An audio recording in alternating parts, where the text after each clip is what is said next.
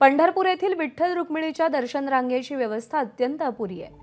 त्यामुळे दर्शन मंडप व स्कायवॉक या माध्यमातून भाविकांना सुलभ दर्शन व्यवस्था व्हावी यासाठी जिल्हाधिकारी कुमार आशीर्वाद यांच्या मार्गदर्शनाखाली प्रशासनाने 129 कोटींचा आराखडा तयार केला होता। बैठकीत दर्शन मंडप आणि स्कायवॉकसाठी 110 कोटींचा आराखडा समितीने मंजूर केला आहे। हा दर्शन मंडप कसा असेल आपण पाहतोय। गोपाळपूरच्या पत्राशेड इथं 4 मजली दर्शन मंडप उभारला जाईल।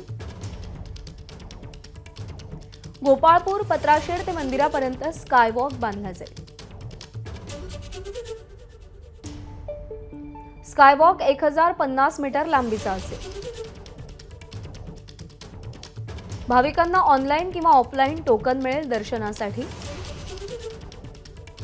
टोकन घेऊन वेळेपूर्वी अर्धा तास प्रतीक्षा कक्षात पोहोचावं लागेल। प्रतीक्षा कक्षात पोहोचल्यानंतर 1.5 ते 2 तासात विठ्ठल दर्शन होईल। दर्शन मंडपात स्वच्छतागृह, उपहारगृह, आरोग्य व्यवस्था आणि विश्रांती कक्ष निर्माण केले जातील। पुढच्या महिन्यात आराखड्याला सरकारकडून मंजुरी मिळेल अशी अपेक्षा आहे। दर्शन रांगेमध्ये भोजन, पिण्याचं पाणी, शौचालय, वेटिंग हॉल, टोकन आणि रिफ्रेशमेंट यासाठी व्यवस्था केली जाईल। दर्शन रांगेत आपत्तीतून बाहेर पडण्याची व्यवस्था असेल। हिरकणी कक्ष आणि दिव्यांगांसाठी सुद्धा सोयी सुविधा असतील।